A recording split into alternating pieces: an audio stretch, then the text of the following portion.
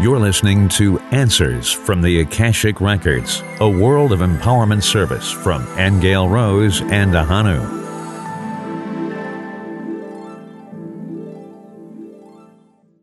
You are very welcome.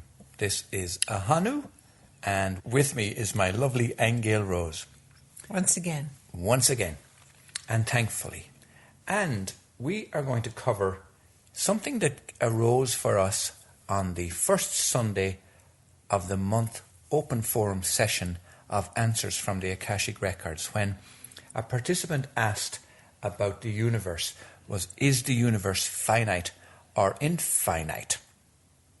And what it led to in that session was a look at how the universe expands and how that expansion is actually affecting us in our day-to-day lives today, even though we don't think that big. right? So it's quite an interesting thing that we want to explore a little bit more today. So let's start with that, Aingeal Rose. What is this idea of the universe expanding? Well, I think we can back up just a little bit, because I think it was when we were talking about the climate of the world today, the political climate and how intense it is. And Source was talking to us about the fact that we are all affected by what goes on in the universe. In other words, even time cycles or periods that we go through, some are peaceful, some are more intense, that it was the result of being in motion, that the universe is in motion because it's still expanding, and that we will always be in motion until that stops. And then, if it ever does, okay? But I found that answer quite revealing from Source, to say that we are in a perpetual state of motion that is coming from the motion of the expansion of the universe. So, on one hand, it can make you feel that, well, you're just going along for the ride, you know? Yes, we're in effect of the whole thing. We're in effect of the whole thing. We need to flow with the whole thing. But on the other hand, it kind of gives you the feeling, too, that there's no limit to how fast you can expand or how much we can expand. In other words, if creation is still expanding, that means there's in new universes and galaxies and everything else are still being created moment by moment. Then there's going to be like no end to the limit of how a life form can evolve and expand. And I'm using that with the sense that we know that we reincarnate, right? So you could say that your spirit is eternal because you know it reincarnates, okay? But that seems to say that this is unlimited potential. So if you expand and you grow in a lifetime and your consciousness expands, and sometimes people are on this quote-unquote journey. They're aware that they're on a journey, and they want to know, where does the journey end? Does it end at enlightenment and that's it? But Source's answer is saying, well, as long as the universe is expanding, universes are expanding. I shouldn't just say the universe, but as long as expansion is happening and continuing, so are you. In other words, the life form that you know yourself as now, as a human being, who knows what it might be in 100 years, 200 years. If consciousness is expanding and creation is expanding, and Source's answer is implying that there's no limit to that, then there's no end to the journey, first of all. So relax already, okay? You're on this eternal life, infinite journey that goes on into infinity. Yes. And so what you think you know now, the greatest levels of awareness that we could have now might only be a tiny drop in the ocean in terms of what we still have to experience. Mm-hmm. I thought that answer, Source showing us that we're all in motion, and we're in motion as the universe is in motion. That to me means, wow, an infinity of consciousness that keeps getting greater and greater. It's almost like there's no limit to God's consciousness because it's still expanding. Yes. And if it's expanding, then so are you, and so will you. I think that kind of puts things in perspective too, Ahonu, when we look at what gets human beings upset? Or what do we think? Yeah, what do we think about reality? It's such small scale, isn't it, when we get upset about things, considering, by comparison, this eternal expansion that we're part of. And I think the point that we don't know hardly anything. Yes. Okay, even the greatest discoveries, that's only a tiny speck of what's out there, what's possible, what is creation. And I'm bringing it up because of all the things that people are getting upset over today. Mm-hmm. Whether it's President Trump is doing or whether it's belief systems that people are hanging on to, it's the shoulds and should nots and the what should be and what shouldn't be, and I'm holding on to this belief. And yet that comment from Source is like, you're just along for the motion of the universe. As that rolls along, every time it rolls along and it cycles through and it moves and it expands, your reality is going to change. What you thought was true before isn't going to be true anymore. Well, there were two things that I got out of that discussion. And I believe it was number 6, which you'll find on our website on worldofempowerment.com, or you'll find it also on answersfromtheakashicrecords.com. And the two things I got from it was that this expansion is affecting us now in our emotions and in our moods. Now, I never looked at it in that way before. And how I related to it when you were speaking, Aingeal Rose, was looking at the political climate and seeing this chaos that's going on. And some people say that the universe is chaos. And out of that chaos, we're trying to make order out of it. But it gave me an idea. It gave me the sense that in our small world, in a sense, looking at it from that 3D ego perspective, it seemed that, yes, we are in effect of this amazing expansion that's going on. But we react to it through anger or through emotion or through relationships or through connection or through whatever. But that's how we try to deal with this ever-expanding thing that we're belonging to. But the second thing that I found really amazing was, because I remember as a child when they asked the big question, what are you going to do when you grow up, And I always wanted to be a psychologist. And the reason I did was because I was fascinated by this concept of infinity. And I remember getting a definition of infinity, and somebody said, we can't understand infinity because our minds are not capable of thinking to that level. And I accepted that, and I think most people tend to accept that kind of a definition.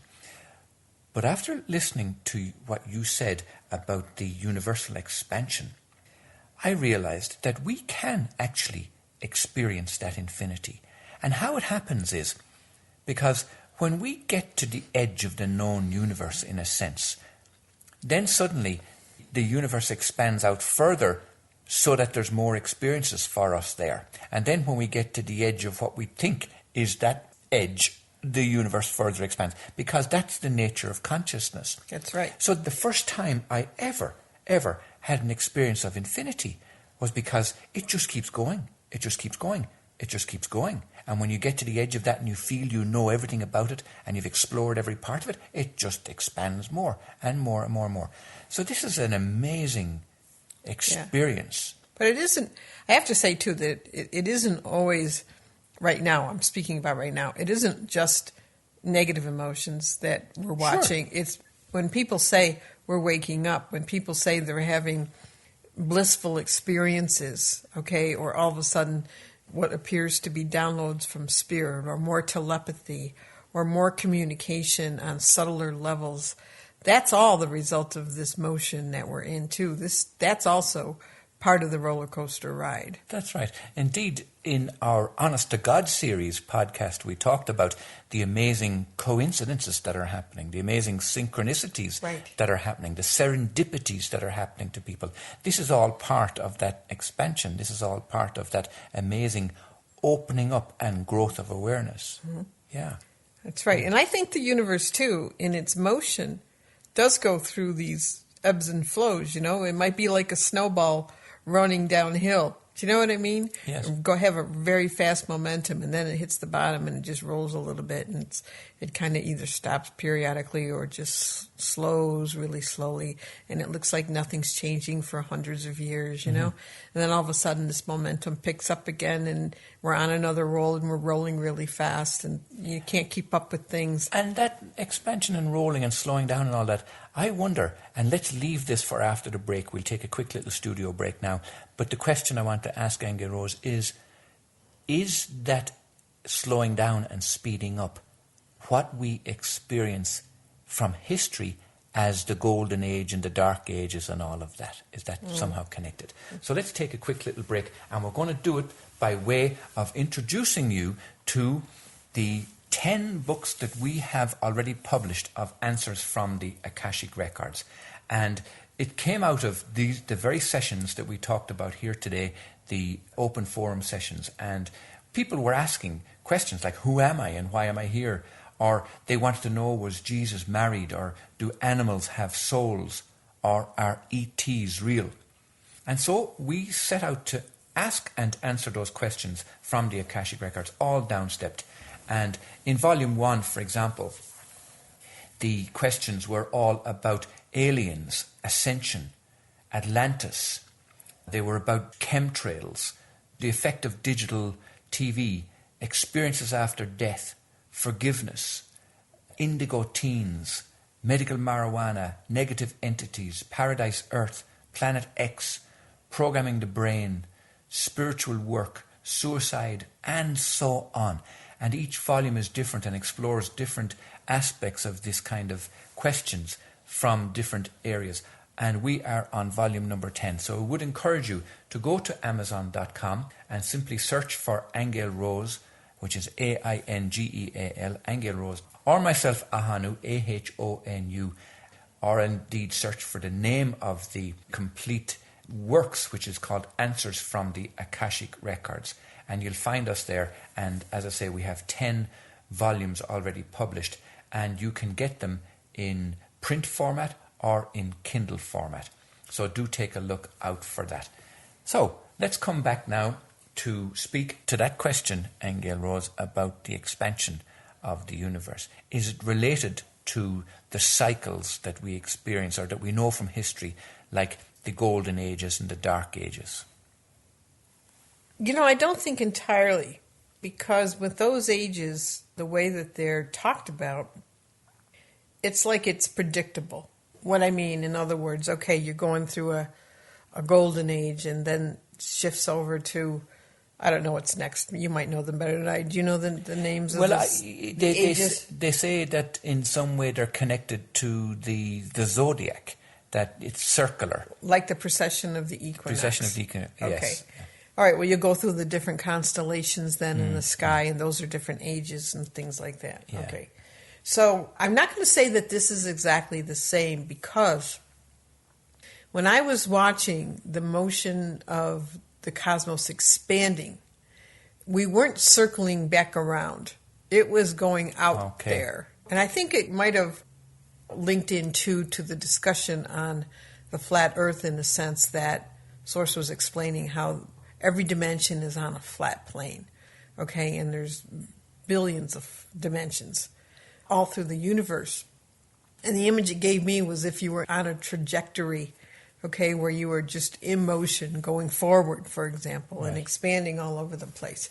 It didn't wrap around on itself.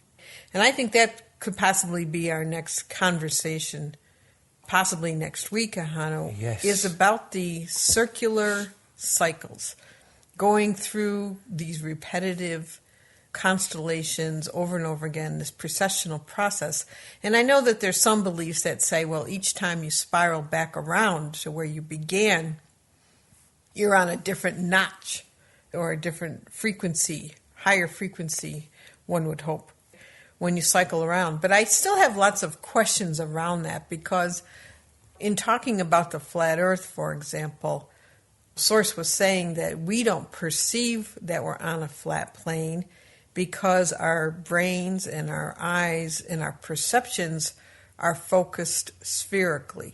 And that spherically oriented perception could have a lot to do with being in a loop, a cyclic loop, for example. So there's questions around that I want to explore possibly next week. We go into the circular perception that Source is talking about. Okay, so to answer your question, the motion I'm seeing out there in the universe with the universe expanding doesn't look like it's in a cyclic pattern that circles around. It's a snowball effect. It's motion going outward, expanding outward, exploding outward in many, many directions. It doesn't look like it is a pattern of elliptical, let's just say, or a circumference that comes back around on itself. Right. Okay. That's a whole separate thing. It is a whole separate thing. And we'll discuss that next week. We will. Okay, so let's leave it at that, and we'll put the little incentive there for you to tune in next week and listen, because we will be talking about the precession of the equinoxes. We want to go into the frequencies of these cycles. We want to talk about those golden ages and those dark ages and what causes them and all of that kind of thing. And in general, why and how we perceive these cycles as circular. Right, and when we talk about getting off the wheel of karma, Ahonu, and getting off the wheel entirely, that suggests that this circular perception that we're in, this cycling around, this history repeating itself over and over, is all the result of a circular perception, and there seems to be a suggestion that what would happen if you got out of that. Right. Now, we did do a fabulous session once upon a time about time, actually. Right.